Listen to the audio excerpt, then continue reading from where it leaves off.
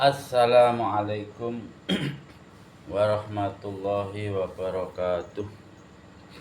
Bismillahirrahmanirrahim. Nahmaduhu wa nusalli wa nusallimu ala rasulil karim. Asyhadu an la ilaha illallah wa asyhadu anna muhammadan abduhu wa rasuluh. La hawla wa la quwata illa billahil aliyyil azim. Alhamdulillah saudaraku dimanapun anda berada, alhamdulillahirabbil alamin. Lagi dan lagi kita perbarui syukur kita pada Allah subhanahu wa ta'ala, sehingga semakin hari kita semakin ditambah nikmat-nikmat oleh Allah subhanahu wa ta'ala. Saudaraku, alhamdulillah kita jumpa lagi di channel yang sama, di program yang sama, yaitu Ta'lim wa Ta'alum. Alhamdulillah hari ini kita lanjutkan yang kemarin, yaitu bab anjuran supaya zuhud, qanaah dan tidak meminta-minta.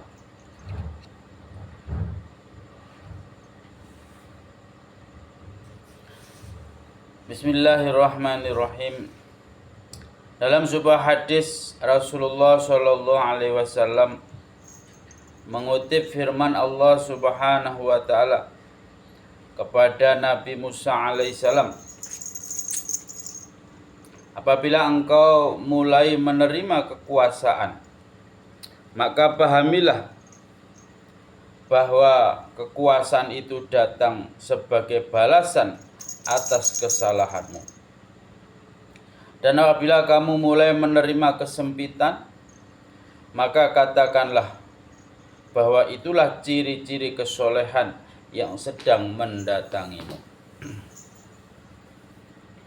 Jika seseorang hendak mengikuti langkah Nabi Isa alaihissalam, maka beliau berkata sebagai berikut: lauk bagiku adalah lapar, yakni dalam keadaan lapar, makanan akan terasa lebih lezat.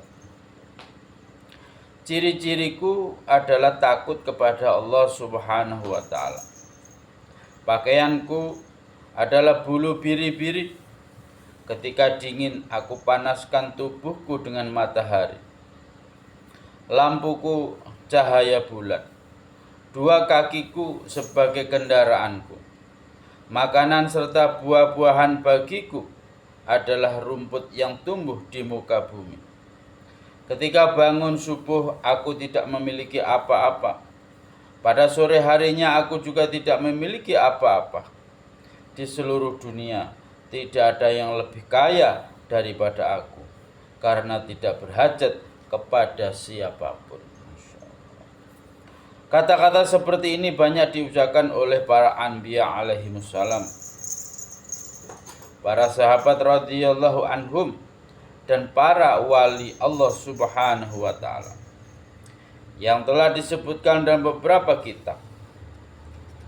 Dalam hal ini kita perlu memperhatikan keadaan anggota tubuh kita dan kemampuannya. Jika tubuh kita memang sanggup bermujahadah seperti mereka, kita boleh mengikuti jejak mereka. Apabila daya tahan tubuh kita lemah, maka kita tidak boleh memaksakan diri.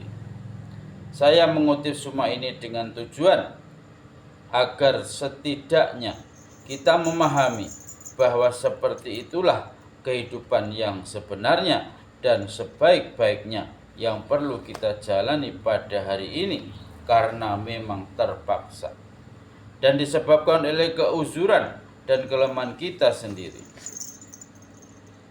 Kelonggaran yang diberikan kepada kehidupan kita hari ini juga untuk memenuhi keperluan.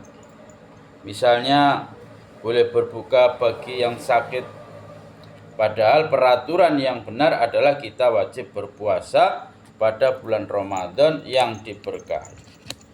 Tetapi jika seseorang tidak berdaya untuk berpuasa, atau dokter mengatakan bahwa dengan berpuasa dapat membahayakan kesehatan tubuhnya, maka ia diperbolehkan berbuka.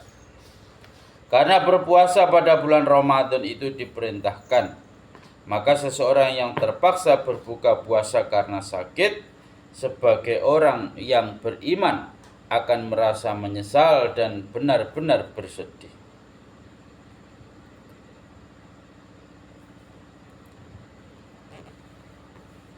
Maka seseorang yang terpaksa berbuka puasa karena sakit sebagai orang yang beriman akan merasa menyesal dan benar-benar bersedih. Orang-orang yang benar-benar beriman akan berusaha untuk berpuasa dan ia merasa senang jika dapat berpuasa. Demikianlah perasaan yang patut kita miliki. Walaupun kita tidak dapat mengikuti jejak langkah mereka disebabkan oleh kelemahan kita, hendaknya kita berusaha untuk hidup sederhana sebatas kemampuan kita.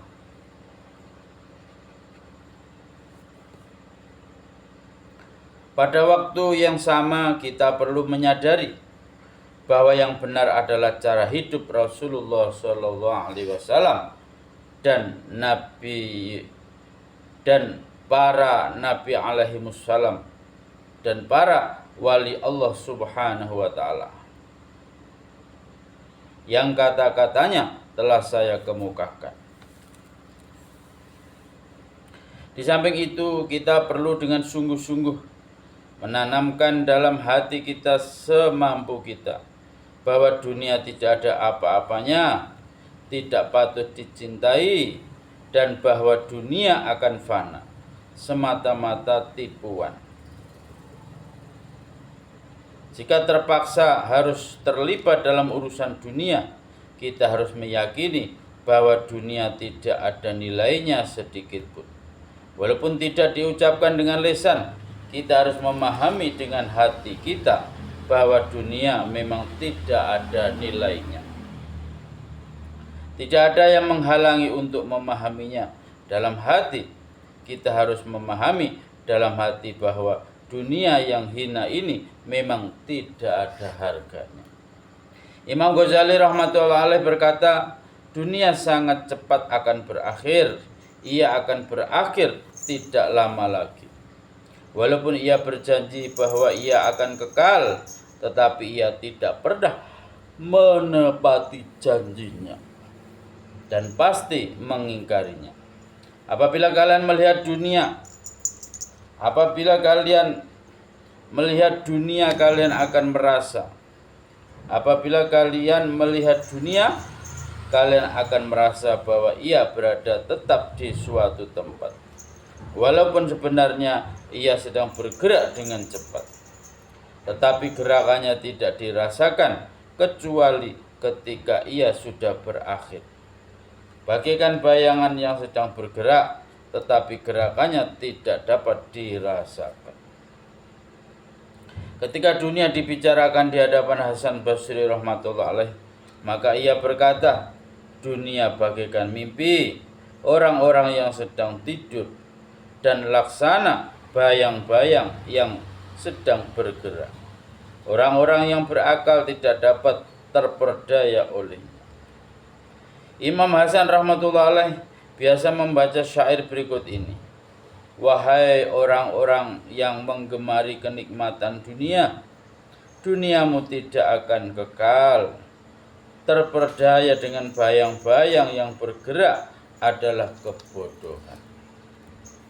Yunus bin Ubaid rahmatullah alaih berkata, aku telah memahamkan kepada hatiku sendiri bahwa dunia itu seperti orang yang tidur sambil bermimpi banyak hal, yang baik dan yang buruk.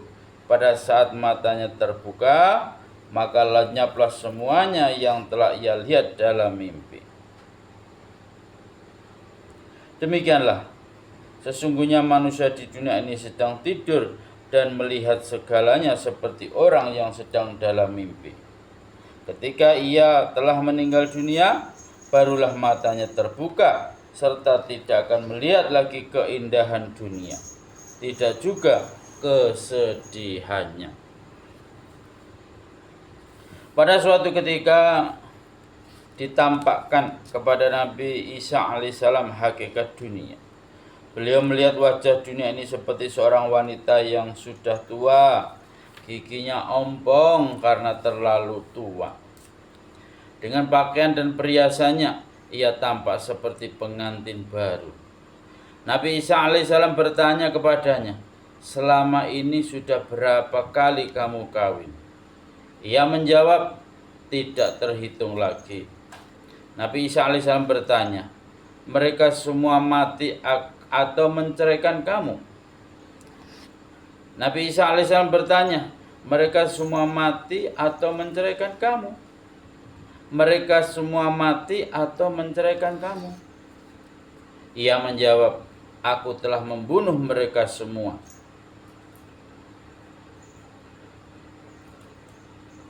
Aku telah membunuh mereka semua. Nabi Isa alaihissalam berkata, celakalah calon-calon suamimu yang tidak mengambil pelajaran dari bekas-bekas suamimu. Betapa kamu telah membunuh seseorang demi seseorang. Inilah hakikatnya dunia yang sebenarnya. Ia adalah seorang wanita tua yang menghiasi dirinya dengan pakaian yang menarik dengan berbagai perhiasannya.